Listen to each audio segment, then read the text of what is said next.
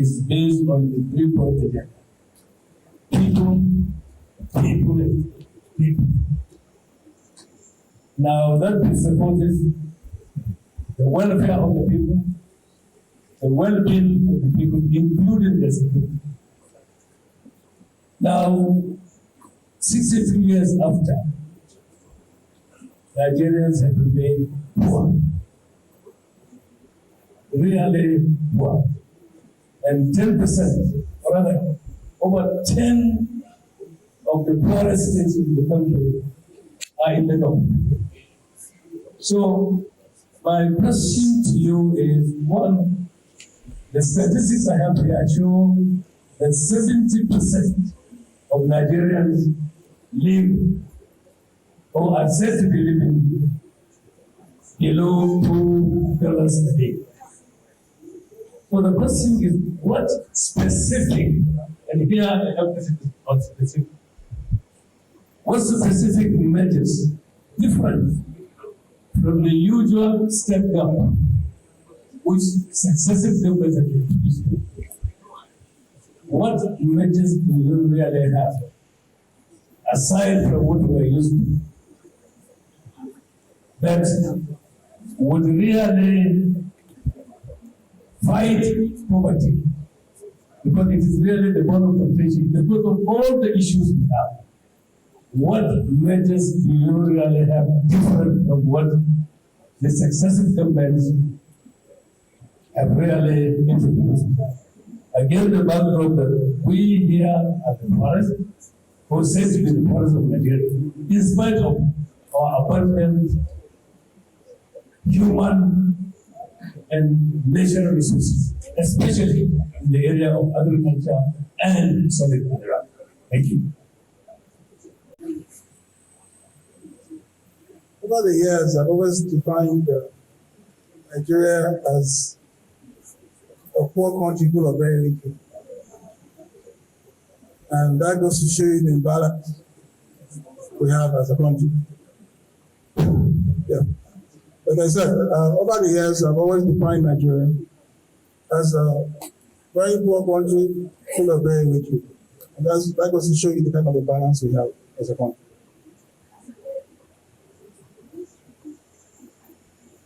And that's because we have abandoned a lot of basic things.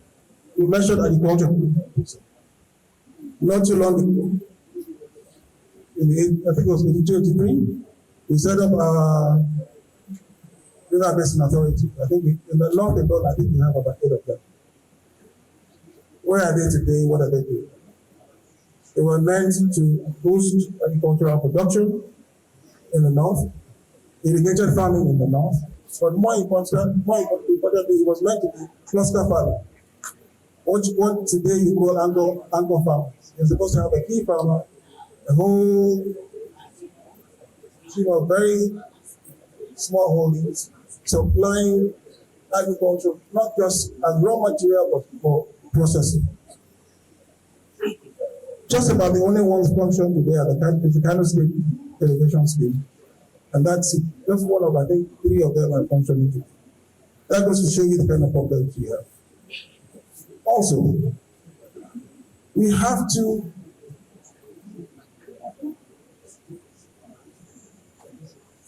hold and review that, because 70% of our youth today are unemployed. And the biggest employer anywhere in Nigeria today is agriculture. So if you want to change the dynamics, the economic dynamics, we need to concentrate and look at agriculture. We need to go and make sure that people own their facilities. And that's why I said something about reviewing the land use decree. You can only create value based on what properties you have. No matter how small your holding, no matter how small, you must own it to be able to create value and create credit. So one thing we're going to do in PRP is make sure that there's access to credit. We did this back when I was in Habiban, Nigeria. We gave out agri loans back then, and I can assure you, we had a 99.9% payback. And that, if that scheme works, then I don't see why we can't repeat it and work. So we're going to make credit available. Furthermore, I'm a farmer myself. I have cultivated in Lafayette, like I said. I cultivated in Dakar, in Taraba State. Back from when it was Kola State. I created a value chain. And that's another thing. We have to create the value chain required to making sure that the added value is not just the raw material, but the added value. And that way, you begin to make sure that the farmers get true value. I spoke about going back to the commodity board, but this time run by the cooperatives, not by government. And eventually that will build up into what would end up being the commodities exchange. If you don't create a secondary market, we will never get true value for our produce, for our grains. Besides the value added, which is the alternate storage, you must create a secondary value, a secondary market that you can freely trade in the grains based on seasons and based on the supply side. The supply side, the need of the supply side, the one side will push the supply side and help make sure that our farmers get true value. I think the days of where we just think we are farmers and our farmers have to be peasants and just collect what is at the gate prices or market day prices has to stop. So, because they're not getting value.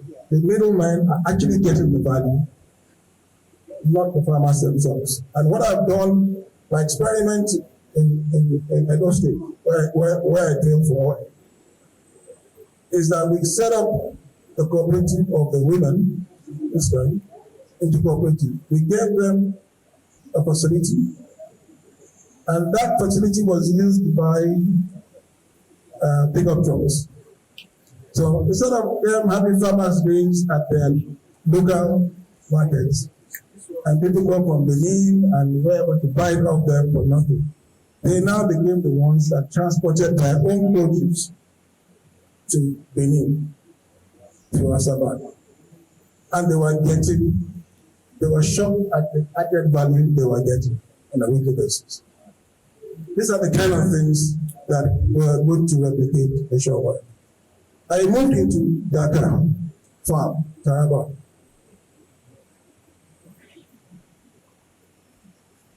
And at the height of it, we were cultivating 3,000 hectares. The economy in that place changed. People were employed. People were drinking good drinking water because we provided that for them. Health issues went down. So you must have a collection of a system. And also, we had a huge drying system. We had a storage system also. With that system, we were able to mop up during harvest and give them, because we mop up early enough during harvest, not to wait for the crops to totally dry on the vine. Then we gave them the opportunity to have a second crop, but a different crop. So the different crop in this case was sunflower seeds. What are the days that you have to start roaming cows all over the place? That has to stop. They have to take over and make a business of it. The guys who are roaming, if they can get all they need in one spot, including a good income, you don't have to roam around country to get a good income and make a good living from it and be what you should be and add value. That has to be reviewed and has to be changed. And it's our collective responsibility in this room to make sure that happens. Skill acquisition. We have a whole gamut of educated adults who are following through the crowd. And I must commend the present government's accelerated basic education program. I think they're trying to address that. But that and not just farming, but other things collectively, we will tend to take it one step further. Tend to at least make sure we have a database of everyone who goes through that professional system. Give us an information and make them employable. So they can go on a database and they are certified for whatever jobs they do. So be the mechanic, be the plumber, be the farmer, the operator, be whatever jobs they go through on that database. So when it comes to employing them, just go out on the database. That should include equally existing professionals, because right now we have this apprenticeship system where you train under somebody, you get your freedom, quote unquote, and you're supposed to go out to the job market. There's so many good farmers, mechanics, and so on out there that don't have anything to prove that they are actually good at what they are doing. So we need to find a system, extend it to existing ones, and give them certification that they can show that they've been trained and they've been done. So I can go on and on about that. Let me take another question.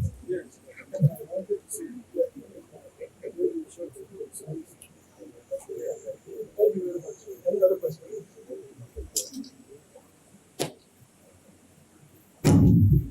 Thank you very much. I think going forward, we should have just direct questions to save time, direct to the point question, and perhaps His Excellency also will give direct answers so that many more questions can come in. Dr. Hakim Baba, please. Thank you very much. Kola, you have a lot of very good ideas, but you must know that a lot of candidates will also come with very good ideas. I have only one question. Why should the North trust you? What is it about you, about your person, what you've done, what it is about you that Northerners will find trustworthy and trust you to become president? What is it about you that Nigerians should trust to give you their votes? The North and Nigeria. Please tell us. Thank you very much, sir. I come to you today.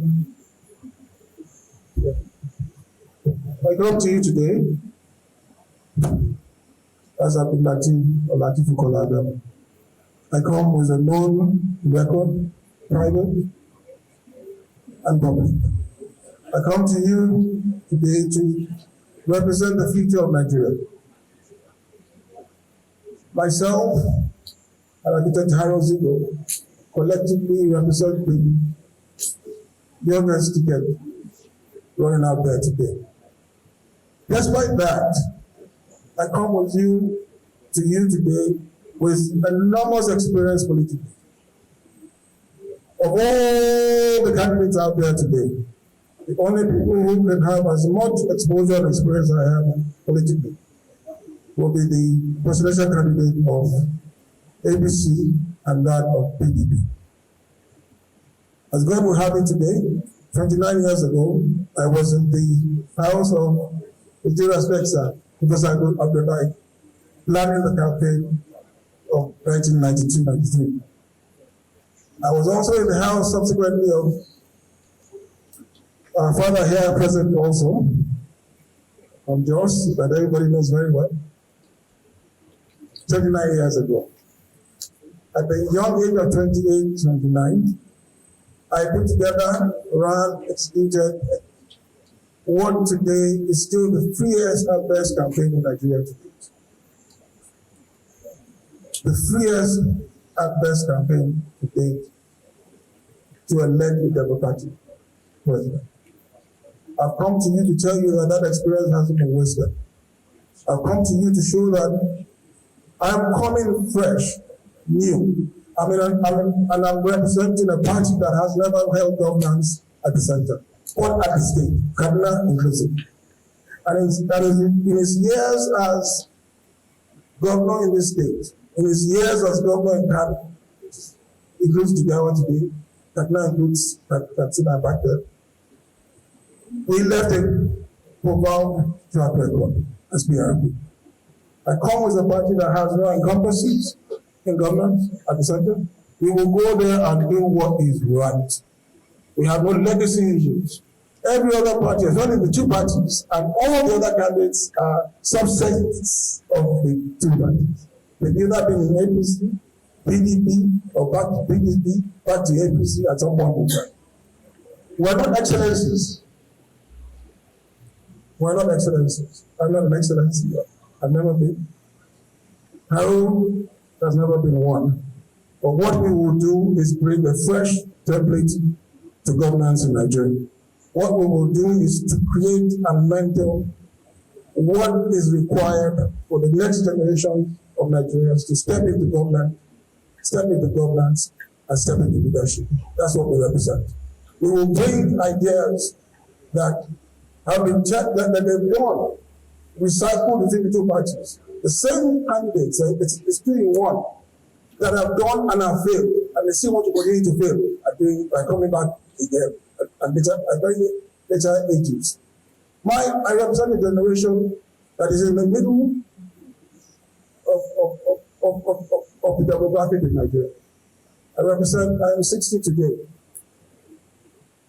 Generation ahead of me, predominantly the two parties, have eaten into my time.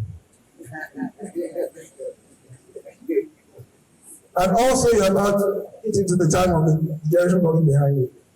You're trying to provide ideas that are stale, that they don't understand, and they can't understand. You don't speak their language.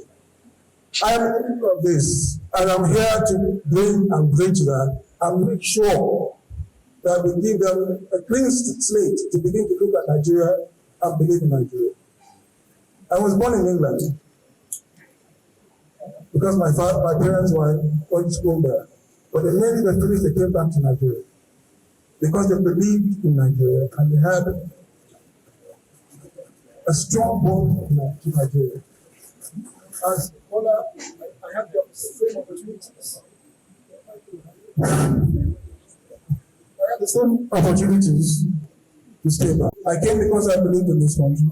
I have total loyalty, and the whole of PRP has total loyalty to party, to country. It's a loyalty to country first, and to the grassroots and the common voter in this country. That's what we represent. And for once, we're going to give them a voice in government. Inshallah. Thank you. Abdul, I have this question for you. It's on climate change and environment. It's very simple. We have 195 countries in the world, out of which 54 are in Africa, and Nigeria is the giant of it. Please, what blueprint do you have for Nigerians to actually represent Nigerians for the type of impact of climate change we have? Because we are getting jittery. Most of the times our representatives that go to COPs 21, 22, 23, all those COPs, they drink our tea, come back, you don't see anything. What's the problem? 2, resources. Northern Nigeria has more than 200 minerals, and there is the Land Use Act.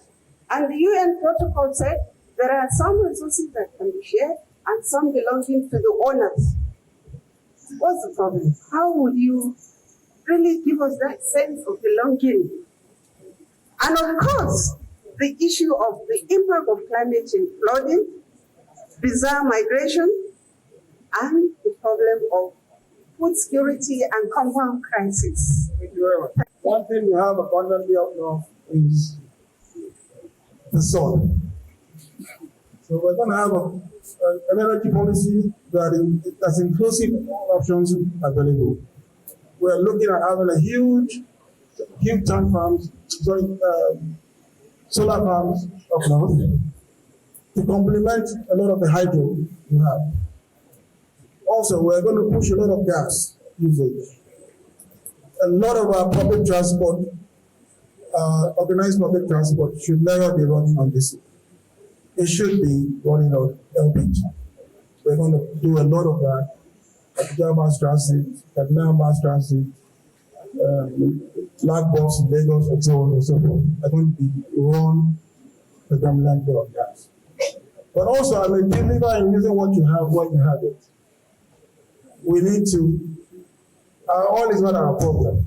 It's the usage of our oil that is the problem. We get very little value added from our God-gifted resource. So we have to use the value added and go into value adding to make sure that we bring down the cost of business from that, provided it's done locally, domestically. There's no reason why we supposedly have four refineries that are not functioning. So we need to bring that down and use what we have to develop as a country, while at the same time slowly facing alternative energy. That's what I do. Alternative energy for us is very profound because there are so many things we can do. If you take our rural areas, for example, a lot of them should run on solar. Slightly more expensive, but they should. But it's the easiest way to get light to them and power to them in the shortest possible time. So that's what. So we're going to have a mixed bag of energy policy. Also, we're going to look at your individual on a regional by regional basis to run our power supply. When you have huge hydro, you will use and tap into a lot of that hydro, which is clean. Where you don't, you will use a lot of solar fans where possible. But nothing is exclusive to one region. We will take a bit of what is available, what is the dominant in each region, and apply. We're going to push a lot of gas because that's very, very, very fundamental to us in using. But like I said, we cannot ignore what we have. We have to use what we have to develop. And for once, let us begin to feel the impact of what we have. I don't think as a country we have felt the impact of what we have. But while we're doing that, and we're still developing food and gas, it has to be done more environmentally friendly. We have to have our DPR play its role as a reference body to make sure it's efficiently, safely, and cleanly meets HSE standards that are world class. Now, going to mining. The same thing applies to mining, but I believe as a country, we must at least have a minimum threshold to be able to get the FDR required. We must go out there, do our surveys, develop domestic capacities. And those capacities must at least handle the crude form, the extraction form as much as we can. And then we can call it FDRs to add the value, but the value will be added domestically. That's what I would say. But also with the HSE guideline involved. Now, that's the last point to what she said. We also, at the same time, have to develop for ease and cheaper transportation our inland waterways. We have an enormous amount of them that are either not dredged and are creating ecological problems in many ways.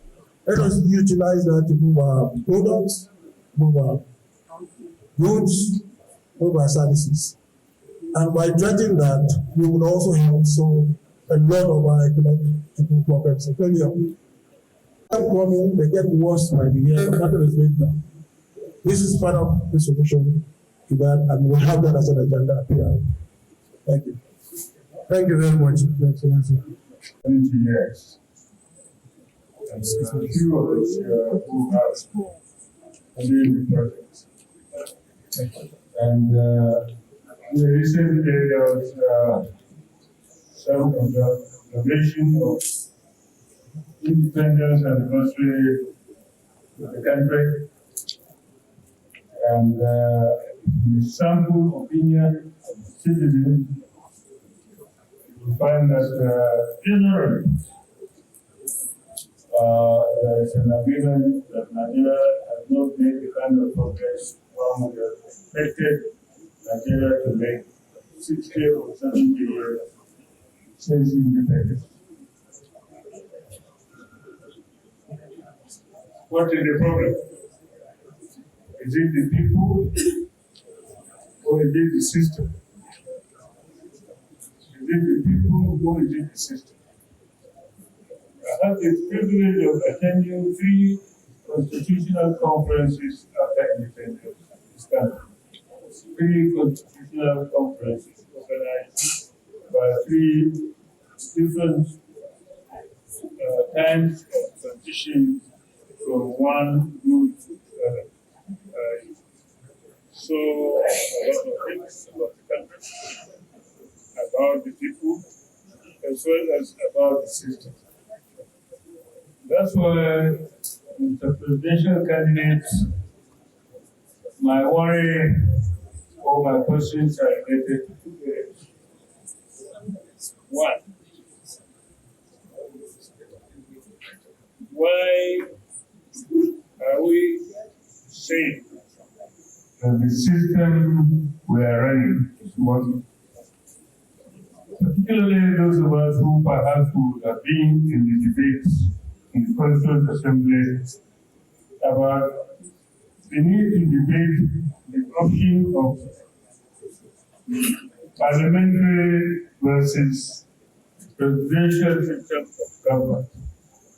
We are denied that opportunity and we are simply told to go and borrow a presidential system, either the French model or the American model. We have tried parliamentary system for only 5 years, 1960 to 1966. And it was crushed by some interested parties. That it wasn't working. And what surprises you today is that people are asking for what is a truly democratic presidential or rather democratic system where people is the evolution of law. Why in 1966 the government was toppled by the military. We had 3 or 4 regions, 3 to start with, and then the 4th region came in 1963. And it was working. Each region has a constitution. With virtually independence and so on. I know you're running out of time, but that's why we're here. That's why we're here. We want to ask the question that will solve a lot of the problems that we have. Now, particularly we're not doing this. Okay. And so, are you prepared to open up the discussion for Nigerians to debate?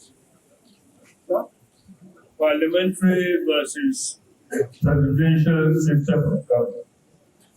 It is my view that the presidential system we use for 26 years now has not shown any advantage. In fact, it is worse than the parliamentary system we used in 1968 and 1966.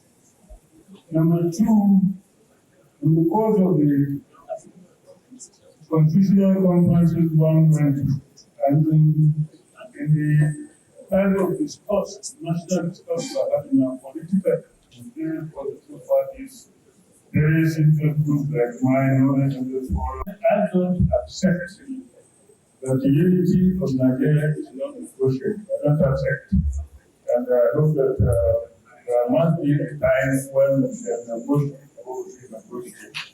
the basis of unity of Nigeria. Has been discussed time and time again. But for me, sir, a lot of it begins and starts with the leadership. The leadership has failed the people, undoubtedly in my mind. And because of that, the divide we have has become worse over time. We become clannish over time because the leadership itself has failed. What I represent here today, Engineer Harrow, are you there? Please stand up, please, for recognition. So what both of us represent today here is the future of this country, to provide the leadership it needs to make it work. Now also, what we provide here is the belief that collectively we are joined by the youth. And it's all a matter of economics. If the economics has worked and things have been done right, and accountability has been brought to people over the years, we will not be discussing whether Nigeria is real or not. We will not be discussing whether Nigeria should have a discussion about its existence. After 62 years, I think there's a need to have us to prepare now, where everything has been lost in the past and the mistakes that have been made. So collectively, for me, we keep talking about population. And I said earlier on, sir, everything I say is based, and my policy will be based on what is available in the Constitution I will inherit as president from 2023. That discussion cannot be in the table for as long as that Constitution we have as Nigeria today, first and foremost. And I said that in my opening remarks. Furthermore, sir, I think we have been underestimated as a demographic group, because every senior of us has assumed that they know better than us. We are 71% of this population in Nigeria. 71%. In the next voter election, we are 52% of the voter registration list.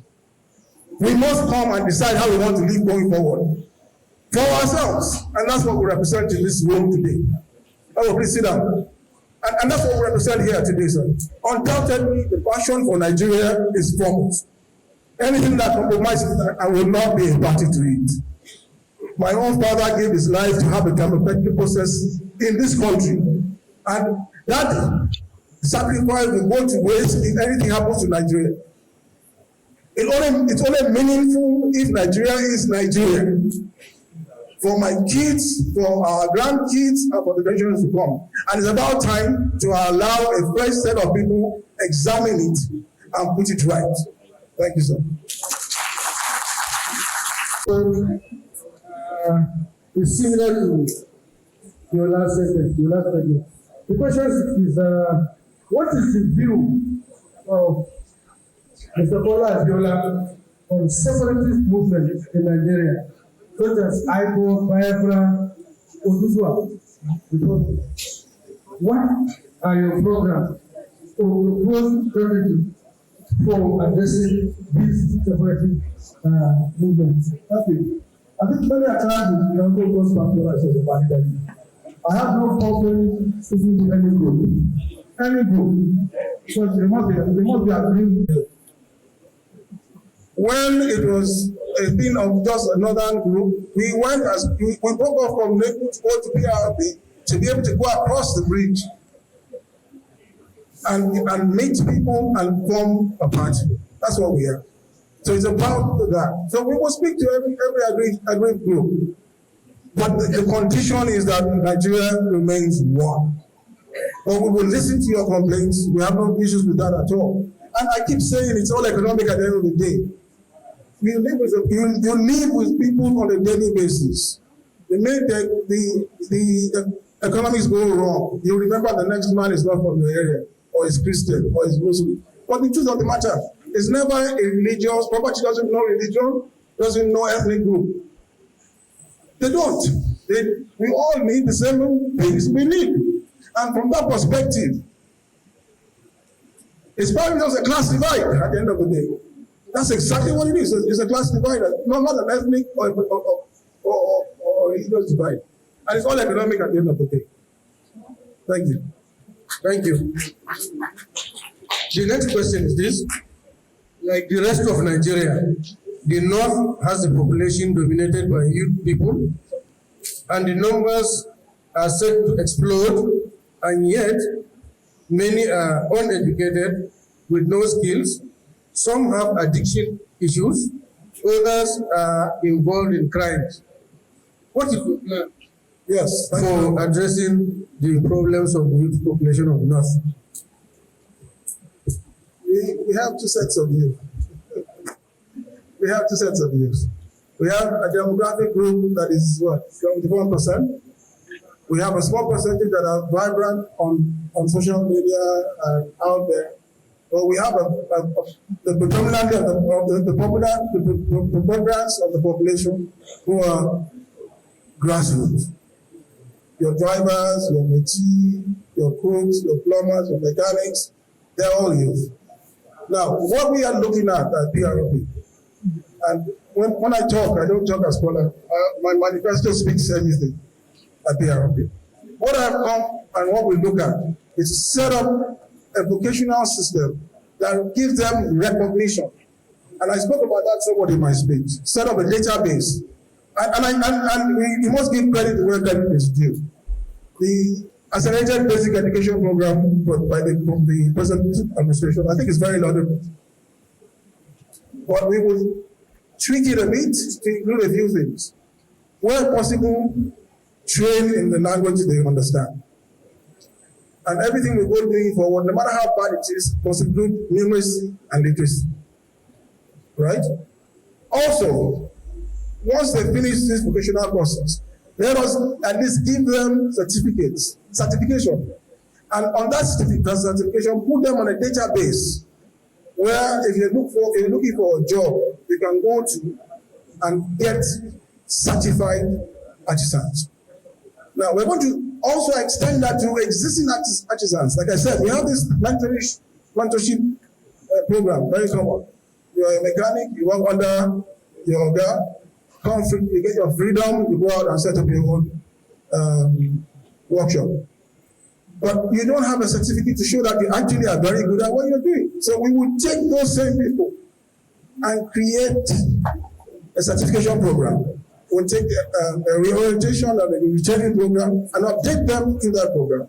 And also give them certification and put them also on that database. You know, what you do is create people with some pride. You say, look, I can show you this is what I do.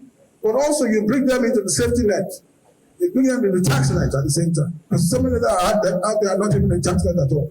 So this for me will do that. Now, you have another set that went through the so-called multi system. They are already grown-up people. You can't send them back to school. The advanced basic education program helps and makes a big difference. Let us try to train as many one of them and put them to some use. And in all our schools going forward, educationally, we will bring back A-levels in 552. You go to the A-levels because you intend to go to college. If you're not going to go to college after your 7-5 years, you have the option of a vocational school. So we're going to do a lot in the area of vocational schools to give people at least skills to work with.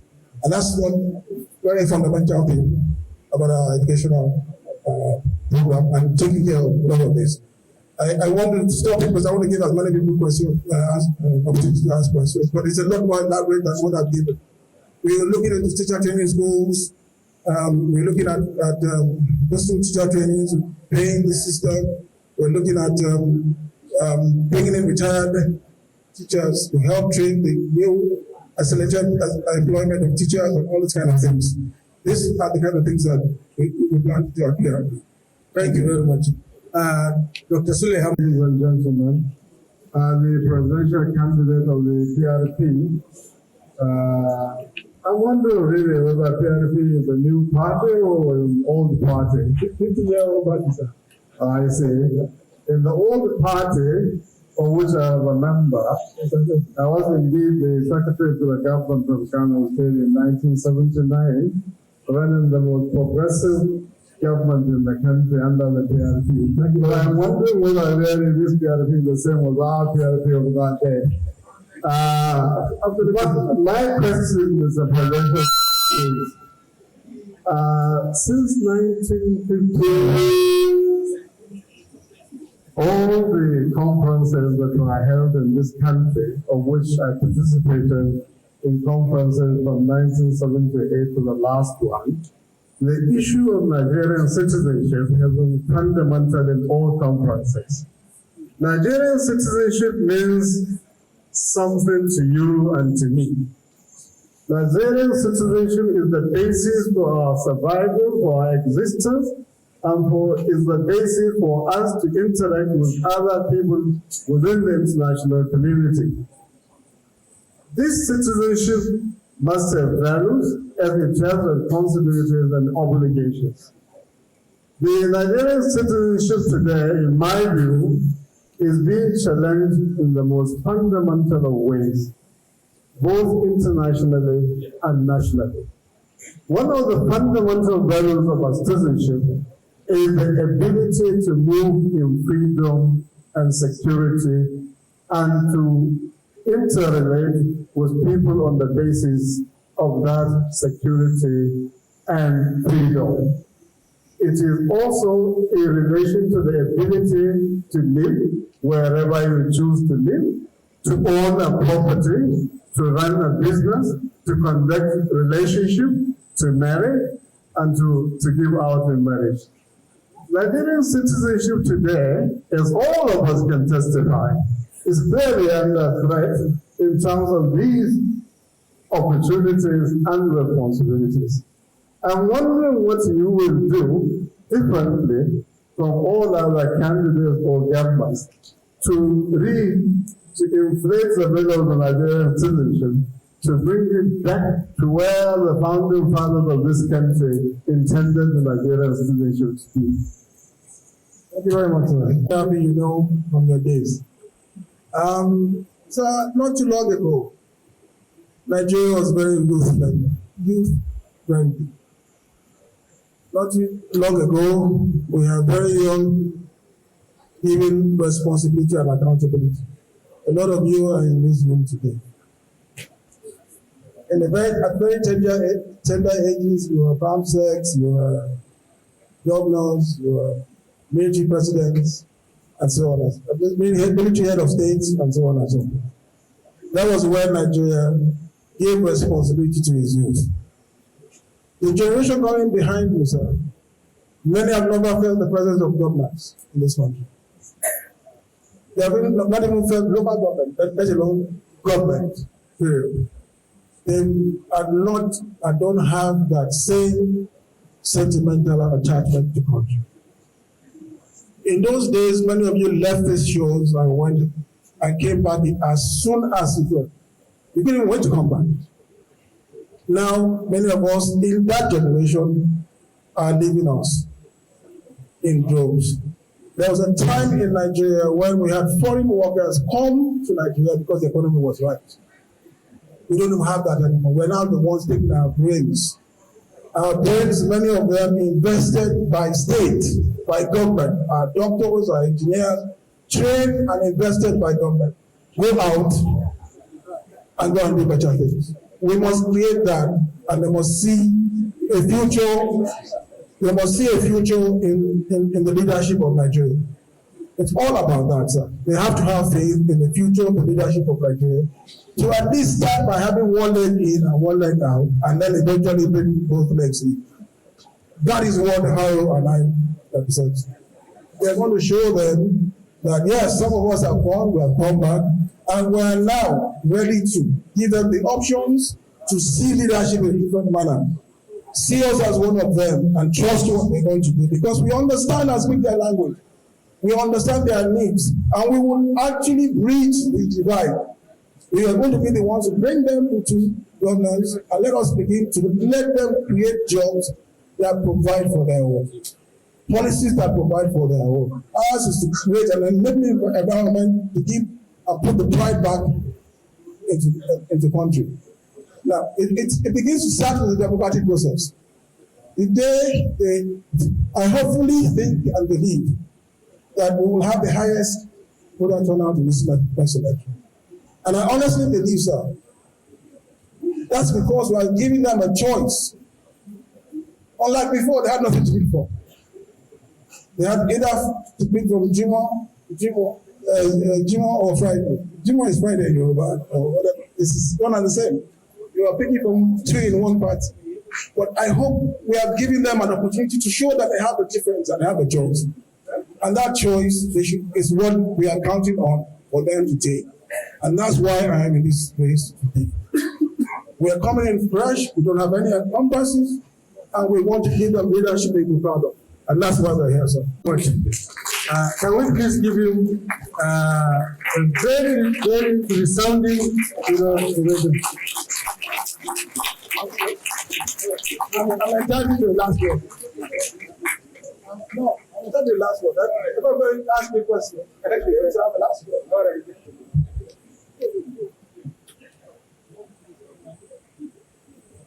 Sir, my last word here is very simple. I want to challenge us as a people. I want to challenge us as a country.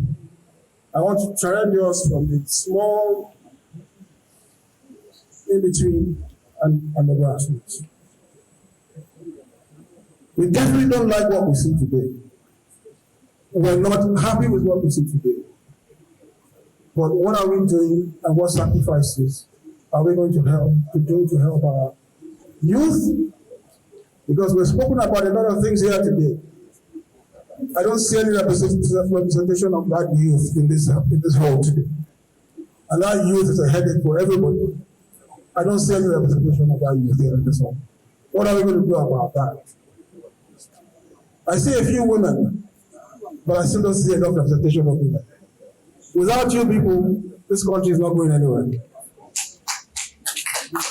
And we always come to you for your votes. Not doing anything specifically to help you. That's where PRP is very different. Our handicapped community, we have a lot of us, anybody of representation here, to at least speak for their interests. We're all Nigerians, they're all Nigerians. They will be down there, listening to the WhatsApp, Facebook, and so on.